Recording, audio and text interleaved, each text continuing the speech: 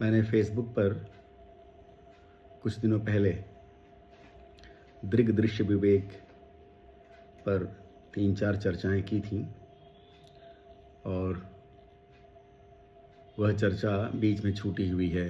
उसका एक कारण तो ये है कि यात्राएं कई बार वो काम नहीं करने देती हैं जो ऐसे गंभीर कार्यों के लिए आवश्यक होता है, जैसे ठहर कर रुकना या लिख पाना। यात्राओं में ही मैं लिखता रहता हूँ। जितना संभव होता है उतना तो करता हूँ, लेकिन फिर भी कुछ चीज़ें बची रह जाती हैं।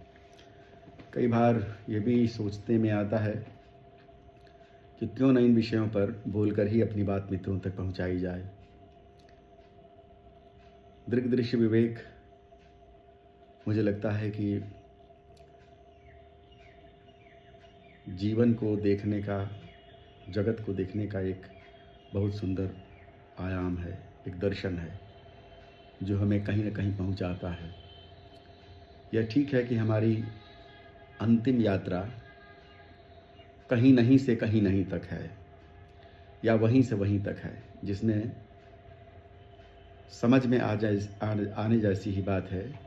कहीं से यात्रा करने की बात नहीं है, लेकिन समझदारी के आयाम में हमें अक्सर यह अनुभव होता है कि हम कहीं से कहीं तक की यात्रा कर रहे हैं।